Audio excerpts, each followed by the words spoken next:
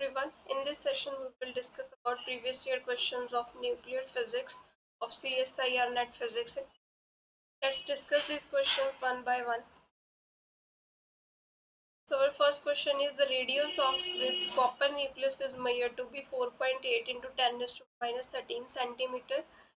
The radius of magnesium nucleus is estimated. अब हमें पता है जो रेडियस है उसका रिलेशन मास नंबर से होता है, दैट इज ए की पावर 1/3। अब हमें यहाँ पे कॉपर का रेडियस गिवन है, तो आर नॉट कॉपर की ए की वैल्यू कितनी है, मास नंबर कितना है 64 की पावर 1/3। कॉपर का रेडियस भी गिवन है, वो भी फिल कर देते हैं। 4.8 into 10 raise to power minus 13 R not 64 की पावर 1/3। तो क्वेश्चन नंबर 1 ले लेते हैं। अब मैग्नीशियम का रेडियस निकालना है हमें, तो वो इक्वेशन क्या आ जाएगी, इसका ए मास नंबर कितना है 27, इसकी पावर 1/3। अब हम इक्वेशन 1 एंड 2 को डिवाइड कर देते हैं।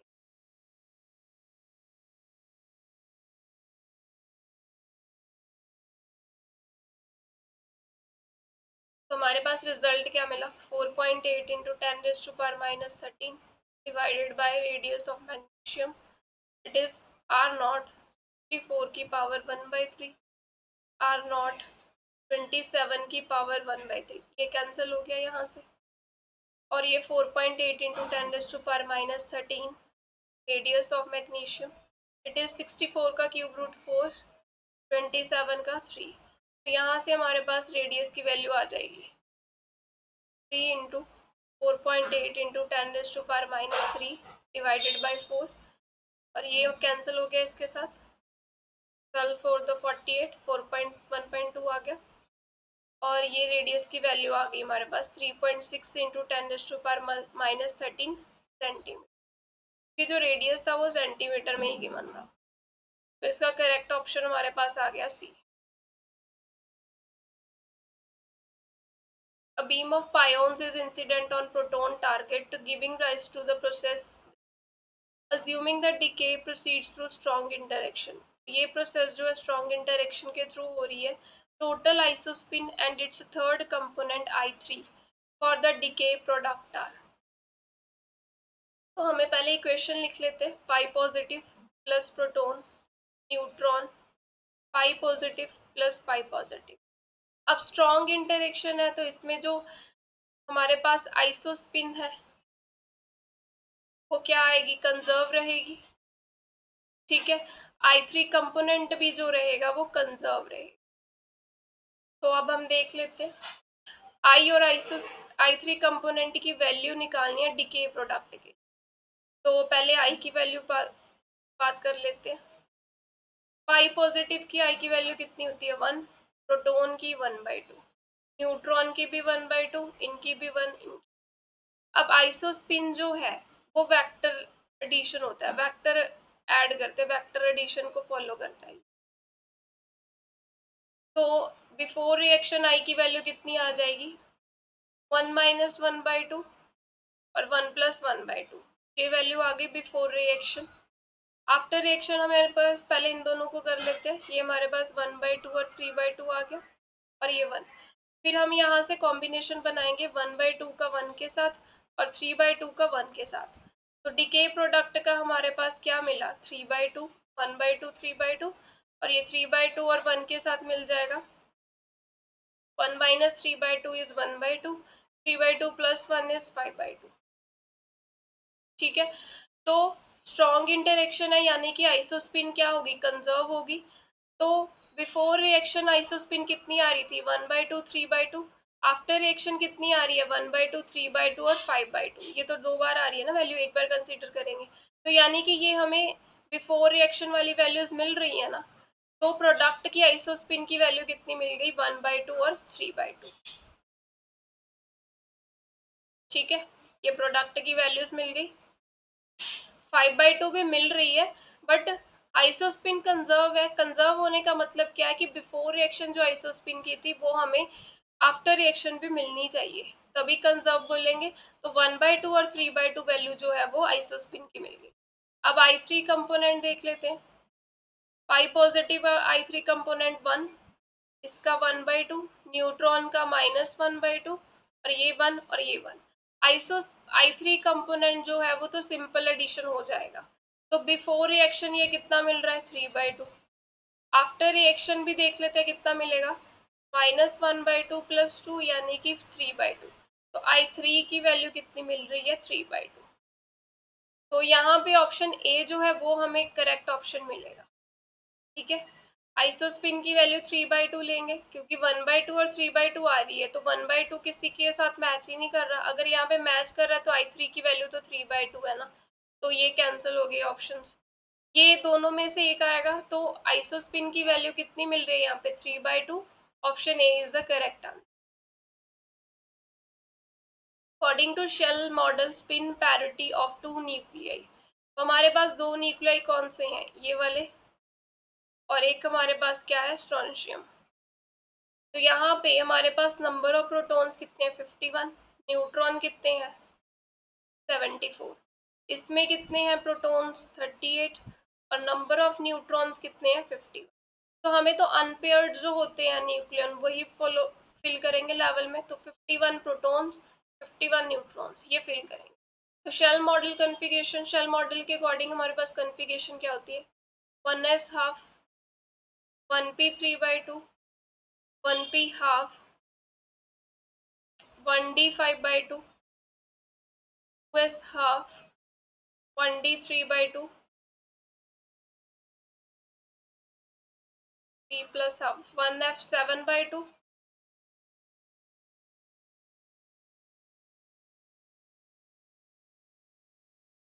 p3/2 spdf012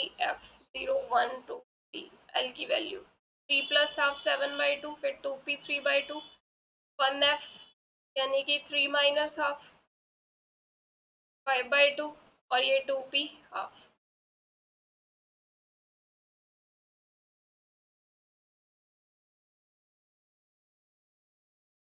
तो यहाँ तक कितने न्यूक्लियंस हो गए, यहाँ पे 2 4 और ये 2 8 यहाँ तक फिल हो गए, 6 2 4 8 4 6 8 14 15 16 16 4 20 28 यहाँ तक फिल हो गए।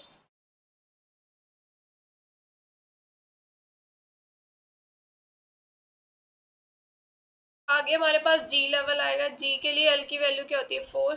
तो 1f1g 9/2 आ गया। ठीक है, फिर 1g 4-½ यानी कि 7/2।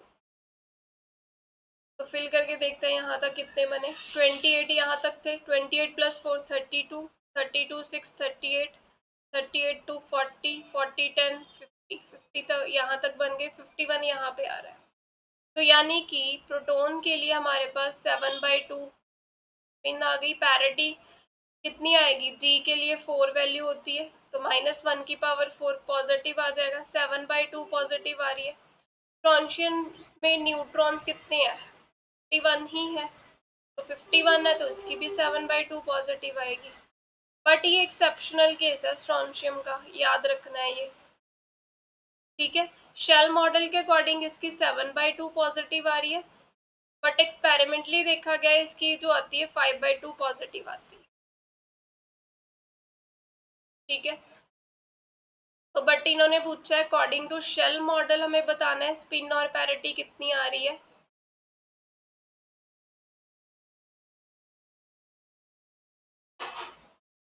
तो हमारे पास आ जाएगा ऑप्शन डी, दोनों की 7/2 पॉजिटिव 7/2 पॉजिटिव।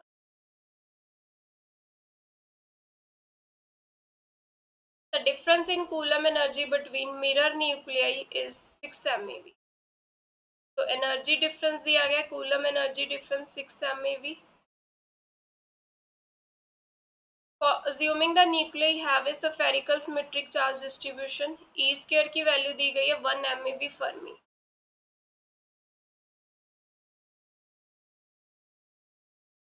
रेडियस निकालना है हमें। अब कूलम एनर्जी डिफरेंस का रिलेशन क्या होता है, E² 3/5 E² upon R Z2² - Z1²। यहाँ से रेडियस किसके इक्वल आ गया, हमें रेडियस निकालना है 3/5 e² z2² minus z1² upon delta ई। अब वैल्यूज फिल कर देते हैं। 3/5 e² की वैल्यू कितनी है 1 MeV फर्मी। फर्मी मतलब 10⁻⁻15। MeV में ही रखेंगे क्योंकि एनर्जी भी MeV में गिवन है, यूनिट्स कन्वर्ट करने की जरूरत ही नहीं है। Z2 क्या है 25 का स्क्वायर माइनस Z1 24 का square divided by delta E कितना है 6 MeV। तो जब हम इसको कैलकुलेट करेंगे हमारे पास आंसर आ जाएगा 4.9 into 10⁻⁻15 metre. Option B. The ground state of lead nucleus has spin parity 1/2 negative. First excited state has spin parity 5/2 negative. Electromagnetic radiation emitted when the nucleus makes a transition from first excited state to ground state. अब transition कहाँ से हो रही है, first excited state से ground state में। Spin parity हमें given है दोनों की, बताना है कि कौन इलेक्ट्रोमैग्नेटिक रेडिएशन कौन सी इमिट हो रही है। अब पहले तो देखो यहाँ पे पैरिटी चेंज नहीं हो रही है क्योंकि यहाँ पे फर्स्ट एक्साइटेड स्टेट की भी नेगेटिव पैरिटी है, ग्राउंड स्टेट की भी नेगेटिव पैरिटी। ठीक है, अब हम एल की वैल्यू निकाल लेते हैं। वो क्या आएगी 5/2 माइनस 1/2 तो 5/2 प्लस 1/2। तो ये हमारे पास कितना बना 2 2 5 3। तो एल की वैल्यू क्या आ गई 2 और 3 आ गई। अगर हमारे पास इलेक्ट्रिक ट्रांजिशन है तो उसके लिए हमारे पास फॉर्मूला होता है -1 की पावर एल, और मैग्नेटिक ट्रांजिशन के लिए हमारे पास होता है -1 की पावर l+1। तो यहाँ पे पैरिटी चेंज नहीं हो रही है, ये बात ध्यान रखना। अगर हम एल की वैल्यू 2 ले रहे हैं तो पैरिटी किस में चेंज नहीं होगी, इसमें नहीं होगी, तो E2 मिलेगी हमें ट्रांजिशन। एल की वैल्यू 3 इसमें फिल करेंगे तो पैरिटी चेंज नहीं होगी, तो M3 ट्रांजिशन मिलेगी। तो E2 और M3 that is option C is the correct answer. Dominant interaction underlying the following process। अब हम पहले बात कर लेते हैं फर्स्ट प्रोसेस की, के negative plus proton summation negative plus pi positive. हमें ये बताना है ये कौन सी इंटरेक्शन है।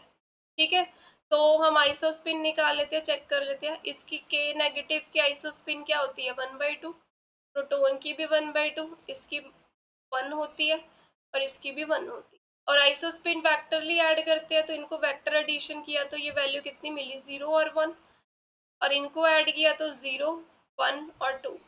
अब देखो बिफोर रिएक्शन आइसोस्पिन 0 1 थी, वो हमें फाइनल वैल्यू में मिल रही है ना 0 1, तो यानी कि यहाँ पे आइसोस्पिन क्या है कंजर्व है।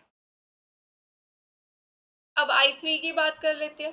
के नेगेटिव की I3 कंपोनेंट -1/2, प्रोटॉन का I3 कंपोनेंट 1/2, इसका आ जाएगा -1 और इसका 1। तो before reaction I3 component is 0, after reaction is 0, तो I3 कंपोनेंट क्या है कंजर्व है। अब स्ट्रेननेस चेक कर लेते हैं। स्ट्रेननेस के नेगेटिव की क्या आएगी -1, प्रोटॉन की तो 0 होती है, इसकी भी क्या आएगी -1 और इसकी तो 0 होती है। तो स्ट्रेननेस भी क्या मिल रही है कंजर्व मिल रही है, क्योंकि before reaction is -1, after reaction is -1, तो तीनों कंजर्व मिल रही हैं I3S। तो ये कौन सी रिएक्शन है फर्स्ट वाली स्ट्रॉन्ग, तो सी और डी ऑप्शन निगलेक्ट हो गए। ठीक है, अब हम सी ऑप्शन चेक कर लेते हैं।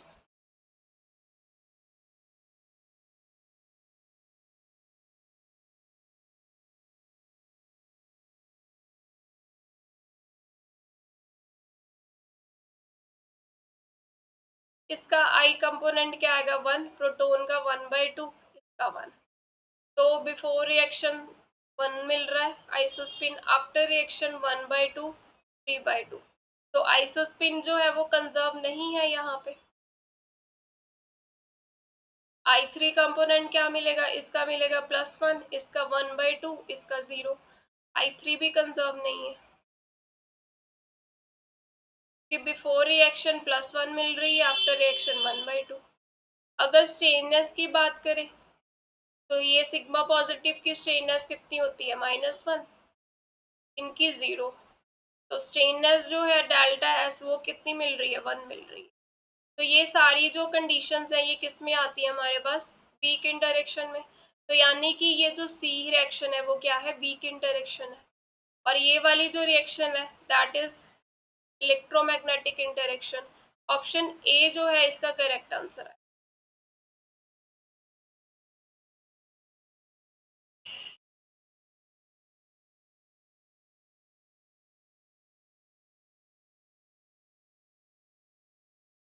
Finding energy of light nucleus in MeV is given by the approximate formula where n is a minus z the neutron number, value of z for most stable isobar।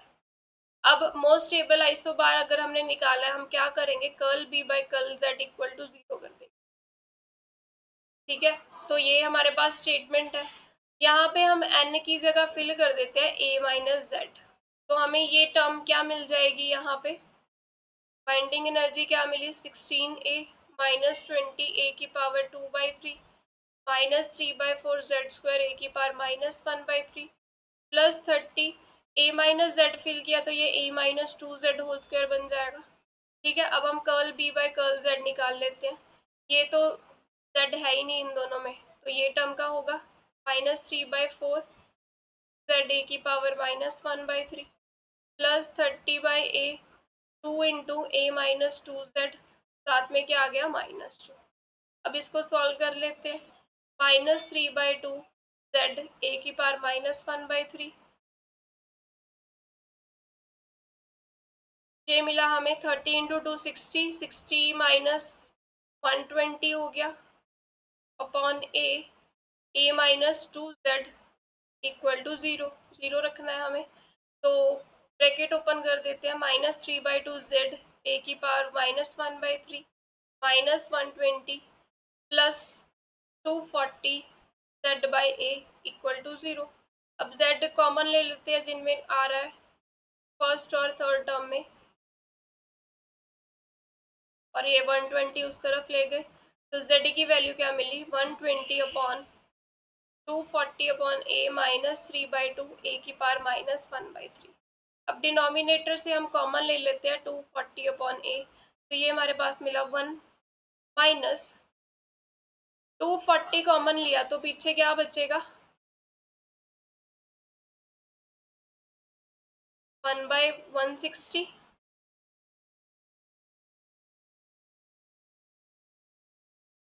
ठीक है, और a common लिया है 1 upon ए, तो ये a की power 2/3 आ जाएगा, तो ये 2 आ गया, ये a ऊपर जाएगा। तो अगर हम इसको लिखें तो हमारे पास आंसर क्या मिलेगा, a/2 1 माइनस a की पावर 2/3 बाई 160 की पावर -1। ऑप्शन ए मिल रहा है ये। ठीक है, that is the correct answer. Spin of particle A undergoes this decay where it is known that BC also has spin half particle, complete set of allowed value of spin of the particle D। अब हमें reaction दिया क्या given है, A B plus C plus D। A की spin क्या given है, half, B की भी हाफ है, C की भी हाफ है, D की बतानी है। अब हमें पता है जो स्पिन होती है वो वेक्टरली ऐड करते हैं, यानी कि वेक्टर एडिशन होगा इसका। तो बिफोर रिएक्शन हमारे पास स्पिन की वैल्यू क्या मिल रही है, 1/2। तो पहले इनको ऐड कर लेते हैं, ये हमारे पास कितनी आ गई, 0 और 1। वेक्टर एडिशन कैसे करेंगे, 1/2 माइनस 1/2 से 1/2 प्लस 1/2। ठीक है, तो ये 0 और 1 वैल्यू मिल गई। अब हमें तो 1/2 लेके आना पड़ेगा ना, क्योंकि ये रिएक्शन हो रही है। तो डी की वैल्यू अगर 1/2 लेंगे तो वेक्टर एडिशन से हमारे पास क्या मिल जाएगा, एक 0 और 1/2 कॉम्बिनेशन से मिलेगी स्पिन।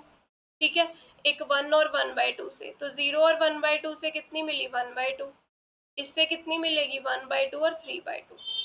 तो यानी कि बिफोर रिएक्शन स्पिन हाफ थी, आफ्टर रिएक्शन स्पिन हाफ मिल रही है। तो कब मिल रही है, जब डी की वैल्यू कितनी मिलेगी, हाफ। ऑप्शन सी जो है that is the correct answer. Muons are produced through the annihilation of a particle A and its antiparticle, namely the process this। ये रेस्ट मास म्यून का गिवन है, प्रॉपर लाइफ टाइम भी given है। Centre of mass energy of the collision is this in the left ring, that coincides with the center of mass frame. Fraction of muons that will decay before they reach detector placed 66 kilometre away from interaction point. तो हमें fraction of म्यून्स निकालना है, तो हमारे पास relation क्या होता है, ये होता है तो एन ओवर एन नॉट किसके इक्वल आ गया, ई की power minus T gamma tau. Lambda की वैल्यू हमने गामा टाउ फिल की है। अब ये गामा और टाउ की वैल्यू देखनी पड़ेगी। टाउ क्या है, mean life time, proper life time कितना गिवन है, 2 माइक्रोसेकंड, ये तो गिवन है। गामा फैक्टर निकाल लेते हैं। एनर्जी क्या होती है हमारे पास, गामा एम सी स्क्वायर, तो गामा की वैल्यू क्या आ गई, ई बाई एम सी स्क्वायर। तो ये फैक्टर ई, एनर्जी कितनी गिवन है 2.1 जी ई वी, और एम सी स्क्वायर मास कितना है 105, तो ये अप्रॉक्सीमेट 20 मिल रहा है हमें गामा की वैल्यू यहाँ से कैलकुलेशन करके। ठीक है, अब हमें टी की वैल्यू भी चाहिए। टी क्या होता है, डिस्टेंस ओवर स्पीड, तो डिस्टेंस कितना कवर करना पड़ेगा 6 किलोमीटर, 6 इंटू 10⁻3। स्पीड कितनी है 3 इंटू 10⁻8, तो यहाँ से टी की वैल्यू मिली 2 इंटू 10⁻⁻5। तो अब इस रिलेशन में हम फिल कर देते हैं, ई की पावर माइनस 2 इंटू 10⁻3, ये 20 इंटू 2 इंटू 10⁻6। तो अप्रॉक्सीमेट इसका रिजल्ट जो मिलेगा 1 माइनस ई की पावर -1। ऑप्शन बी जो है that is the correct answer. Intrinsic dipole movement of the nucleus is, तो जो इंट्रिंसिक डायपोल मूवमेंट होती है ना न्यूक्लियस की, वो इंक्रीज करती है with the Z and A. Option D जो है that is the correct answer. According to shell model, total angular momentum of and the parity of ground state of lithium। अब हमें स्पिन एंड पैरिटी निकालनी है shell model use करके। यहाँ पे proton कितने हैं, इसमें 3, न्यूट्रॉन कितने हैं 4। तो न्यूट्रॉन तो पेयर्ड है, इसको फिल नहीं करेंगे, प्रोटॉन्स को फिल करेंगे। शेल मॉडल कन्फिगरेशन क्या होती है 1s हाफ 1p 3/2, इतनी ही बहुत है कन्फिगरेशन। इसमें 2 आ जाएंगे और इसमें 1, 4 1 3 हो गए। अब लास्ट अनपेयर्ड प्रोटॉन किस में जा रहा है, इस शेल में जा रहा है, इसमें जे की वैल्यू कितनी है 3/2, तो 3/2 हमारी क्या मिल गई, स्पिन मिल गई। पैरिटी हम कैसे चेक करते हैं, -1 की पावर एल से। अब पी के लिए एल की वैल्यू क्या होती है 1, तो -1 की पावर 1 क्या आ गई -1, तो यानी कि स्पिन मिल रही है 3/2 और पैरिटी क्या मिल रही है negative. Option A is the correct answer. The recently discovered Higgs boson at LHC experiment decay mode into a photon and Z boson। तो एक Higgs bosons है, H से डिनोट कर देते हैं, ये किस में ब्रेक डाउन हो रही है, इसकी डिके हो रही है Z boson plus photon. Rest mass of Higgs bosons and Z bosons are given। तो Higgs bosons का मास 125 GeV by c स्क्वायर है और Z bosons का मास 90 GeV by c स्क्वायर है। The decaying Higgs particles is at rest, तो ये rest पे है जो डिके कर रहा है। हमें एनर्जी निकालनी है फोटोन। हम यहाँ पे क्या करेंगे, वैसे तो हमें यहाँ पे कंजर्वेशन लॉ लगाते हैं, ठीक है, एनर्जी और मोमेंटम का। यहाँ पे एक ट्रिक यूज करेंगे, हमें जिसकी एनर्जी, जैसे एक पार्टिकल जो है ए से बी और सी में डिके हो रहा है, मान लो आपको एनर्जी ऑफ बी फाइंड करनी है, तो ये आप कैसे फाइंड कर सकते हो, energy of B mass of A plus mass of B minus mass of C upon 2 times mass of ए।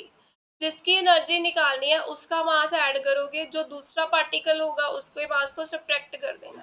तो ये ट्रिक से हम ये फॉर्मूला जो है वो लगा सकते हैं। तो अभी हमें एनर्जी किसकी निकालनी है, फोटोन की। तो फोटोन की एनर्जी अगर निकालनी है तो mass of Higgs bosons minus plus हो जाएगा मास ऑफ गामा, क्योंकि जिसकी एनर्जी निकालनी है उसका मास हम ऐड करेंगे, फोटोन का मास ऐड होगा, माइनस जेड बोसोन का मास वो सब्ट्रैक्ट होगा इनटू सी स्क्वायर, और ये हमारे पास नीचे आ गया 2 times mass of Higgs boson. अब गामा तो है फोटोन, इसका रेस्ट मास 0 होता है, तो हमारे पास एनर्जी क्या, फॉर्मूला क्या आ गया, हिग्स बोसोन मास का स्क्वायर जेड बोसोन मास का square into C square divided by 2 times M H. तो यहाँ से हम हिग्स बोसोन्स का मास की वैल्यू फिल कर देते हैं 125 GeV square minus 90 upon 2 into ये हमारे पास कितना है मास 125। तो जब हम इसको कैलकुलेट करेंगे ये अप्रोक्सीमेट 30 GeV जो है हमें एनर्जी मिलती। ऑप्शन सी।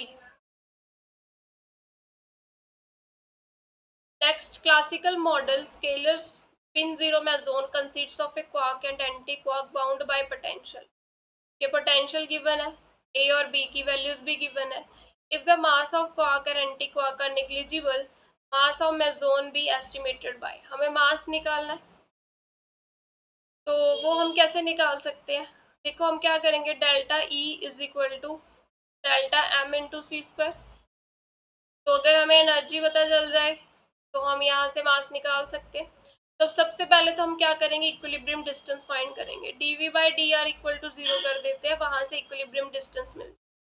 तो यहाँ इसका डेरिवेटिव लिया a minus B by R square equal to 0। यहाँ से आर स्क्वायर की वैल्यू क्या मिली हमें, a अपॉन बी।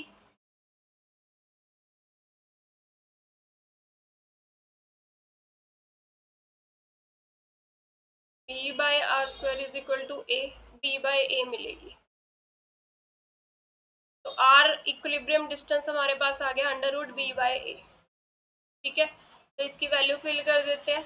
बी की वैल्यू कितनी है, 100 MeV फर्मी पर फर्मी, और ये भी 200, तो यानी कि 1/√2। अब आर इक्विलिब्रियम डिस्टेंस है, डिस्टेंस क्या होता है, speed into time, c into delta T. Heisenberg uncertainty principle का रिलेशन पता है ये हमें। ठीक है, तो यहाँ से डेल्टा टी की value H cut upon delta E आ गया।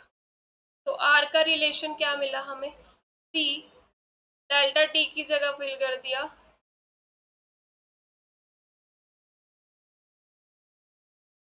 H cut over delta E. अब आर कितना है, 1/√2। एच कट सी की वैल्यू जो होती है अप्रोक्सीमेट 200 MeV फर्मी होती है। ये वैल्यू हम याद रख सकते हैं, न्यूमेरिकल क्वेश्चन इजी हो जाते हैं। तो ये 200 MeV फर्मी, डेल्टा ई हमें निकालनी है। तो डेल्टा ई की वैल्यू क्या आ गई, 200 इंटू √2। ये अप्रोक्सीमेट 283 MeV आ जाएगी। अब डेल्टा एम निकालना है, डेल्टा एम क्या हो जाएगा, delta E by C square. तो ये 283 MeV बाई सी स्क्वायर। तो ऑप्शन बी जो है that is the correct answer.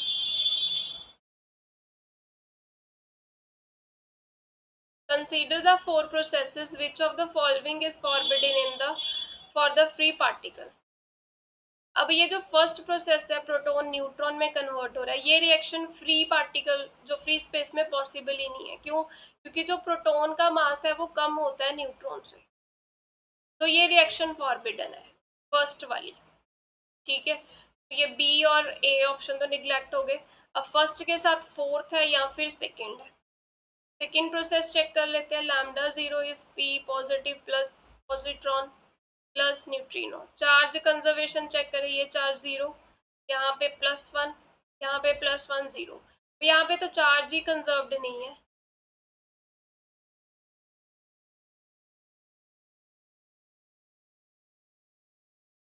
ठीक है, तो ये रिएक्शन भी क्या होगी, फॉरबिडन होगी। सो ऑप्शन डी जो मिलेगा that is the correct answer. In deep inelastic scattering, electrons are scattered off protons to determine if a proton has an internal structure। तो हम क्या कर रहे हैं, इन इलास्टिक स्कैटरिंग करवा रहे हैं इलेक्ट्रॉन्स की। हमें ये देखना है कि प्रोटॉन का इंटरनल स्ट्रक्चर है या नहीं। ठीक है, तो energy of electron for this must be at least. तो अगर हमें इंटरनल स्ट्रक्चर जो है वो फाइंड करना है, तो जो वेवलेंथ होनी चाहिए, वेवलेंथ ऑफ इलेक्ट्रॉन वो किसके इक्वल होनी चाहिए, of the size of proton के, तभी हम फाइंड कर सकते हैं ना इंटरनल स्ट्रक्चर। तो wavelength of electron lambda, size of proton हम फाइंड कर सकते हैं आर नॉट ए की पावर 1/3। आर नॉट की वैल्यू 1.2 फर्मी होगी, ए की वैल्यू प्रोटॉन को हम ऐसे लिख सकते हैं, तो 1 का 1/3 क्या हो जाएगा, 1। तो वेवलेंथ हमें मिल गई है। ठीक है, अब इलेक्ट्रॉन की वेवलेंथ जो होती है, रिलेशन क्या होता है एनर्जी के साथ, 150 डिवाइडेड बाय डेल्टा ई। और ये एनर्जी जो मिलती है हमें, ये इलेक्ट्रॉन वोल्ट में मिलती है। ठीक है, ये रिलेशन कहाँ से डिराइव किया गया है, lambda is H over under root 2 me के साथ। यहाँ पे h2me की वैल्यू फिल कर दी। ये सारी कैलकुलेशन करने के बाद ये रिजल्ट मिला है इलेक्ट्रॉन के लिए। यहाँ पे इलेक्ट्रॉन का मास फिल करने के बाद ये रिजल्ट बनता है। तो यहाँ से डेल्टा ई जो है वो किसके इक्वल आ जाएगा,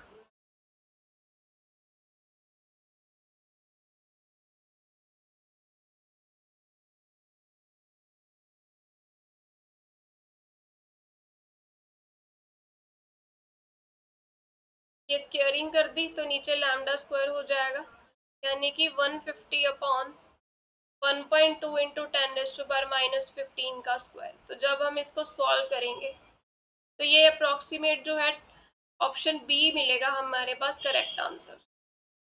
10⁻12 इलेक्ट्रॉन वोल्ट ऑर्डर मिलता है यहाँ से।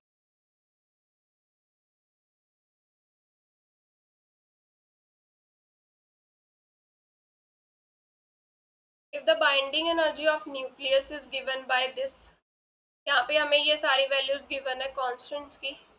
The most stable isobar for nucleus with A is, अब मोस्ट स्टेबल आइसोबार के लिए हम क्या करते हैं, curl B by curl Z equal to 0 कर देते हैं। तो इसमें तो z है ही नहीं, इसमें भी नहीं है, इसका हम डेरिवेटिव ले लेते हैं। Curl B by curl Z क्या आ जाएगा, minus A symmetric upon A 2 × 2z ठीक है, और ये 2z का आगे 2 आ गया, प्लस 2z ए सी अपॉन ए की पावर 1/3। अब इसमें हम वैल्यूज फिल कर देते हैं। ए सिमेट्रिक की वैल्यू -24 MeV, ए की वैल्यू कितनी है 216 इंटू 4 2 z-16 प्लस 2z, ए सी की वैल्यू कितनी है 0.75 डिवाइडेड बाई 2 16 की पावर 1/3। तो जब हम यहाँ पे कैलकुलेट करेंगे तो हमें z की वैल्यू क्या मिलेगी, अप्रॉक्सीमेट 84, ये सारी कैलकुलेशन करने के बाद। The reaction this cannot be proceed through strong interaction because it violates the, अब ये क्या है हमारे पास, ड्यूट्रॉन है। ड्यूट्रॉन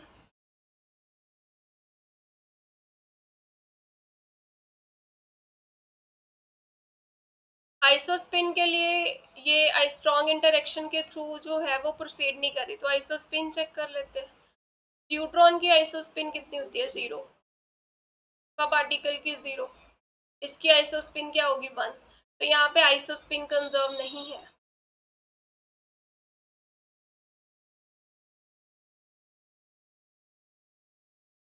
तो ऑप्शन डी जो मिलेगा that is the correct answer. Let us approximate nuclear potential in the shell model by 3D isotropic harmonic oscillator.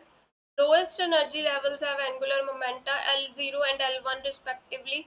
Which of the two nuclei have magic number of protons and neutrons? अब हमें इनमें से choose करना है किन nuclei में magic number of neutron और proton present है। इसमें देख लेते हैं प्रोटॉन कितने हैं 2, न्यूट्रॉन कितने हैं 2, इसमें प्रोटॉन कितने हैं 8, न्यूट्रॉन कितने हैं 8। तो हमारे पास जो ऑप्शन ए है वो करेक्ट आंसर है, क्योंकि मैजिक नंबर जो होते हैं वो कौन कौन से होते हैं 2 8 20 28 50 82, ठीक है, ये वाले नंबर्स होते हैं। तो यहाँ पे प्रोटॉन मैजिक नंबर है, न्यूट्रॉन भी मैजिक नंबर के इक्वल है, यहाँ पे भी। तो ऑप्शन ए जो मिलेगा that is the correct answer.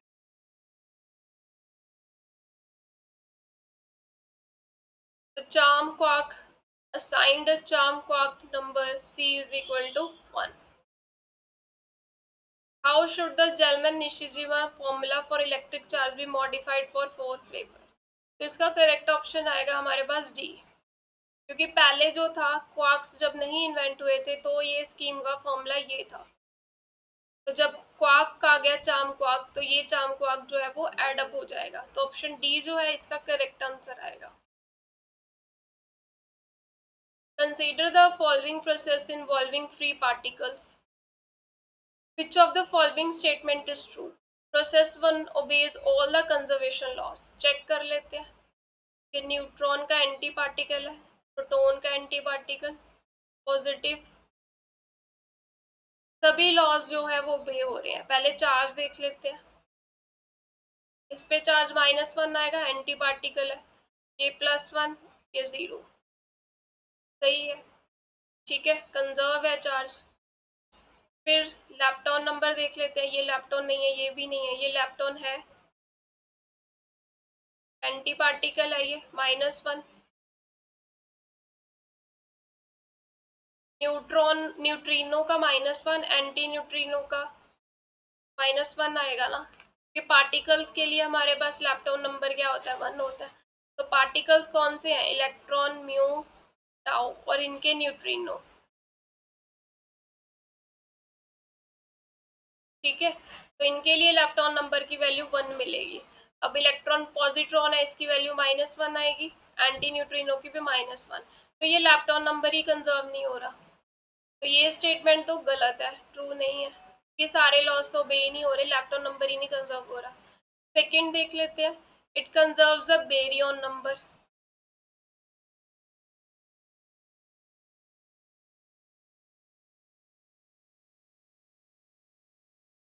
Second से पहले बाकी ऑप्शंस भी चेक कर लेते हैं।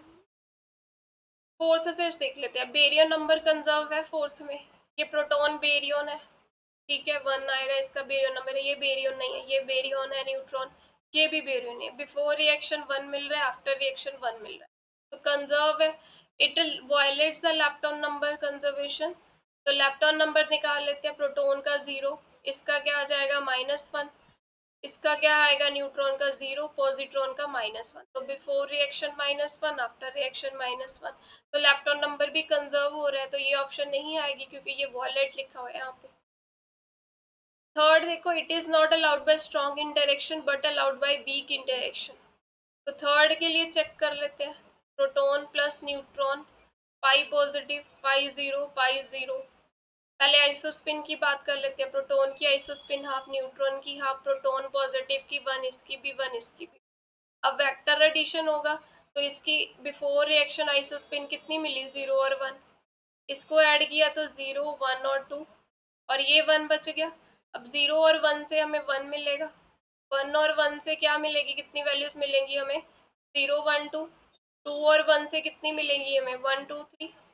तो देखो बिफोर रिएक्शन 0, 1 है, तो आफ्टर रिएक्शन 0, 1 मिल रहा है, तो आइसोस्पिन जो है वो कंजर्व आ रही है यहाँ पे। I3 कंपोनेंट देखिए, अगर प्रोटॉन का हाफ, न्यूट्रॉन का -हाफ, ये +1, 0, 0, तो I3 कंपोनेंट जो है वो भी कंजर्व नहीं है क्योंकि बिफोर रिएक्शन 0 है और आफ्टर रिएक्शन 1 है, तो I3 तो कंजर्व ही नहीं है, ठीक है।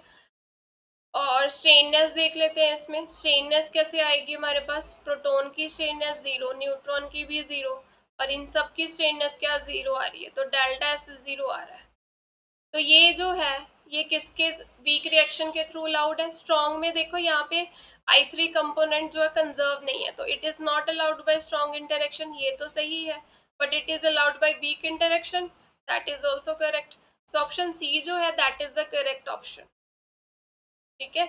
ऐसा क्यों कि स्ट्रॉन्ग इंटरेक्शन में हमारे पास क्या होता है, आइसोस्पिन, I3 कंपोनेंट और स्ट्रेननेस तीनों कंजर्व होनी चाहिए, बट यहाँ पे I3 कंजर्व नहीं हो रहा, it is not allowed by strong interaction but allowed by weak interaction, वो सही है क्योंकि वीक इंटरेक्शन में I3 कंजर्व नहीं होता है, ठीक है। आइसोस्पिन हो भी सकता है, नहीं भी हो सकता, और स्ट्रेननेस क्या होती है, डेल्टा S 0 + -1, इसका ऑप्शन जो सी है that is the correct answer. Thank you.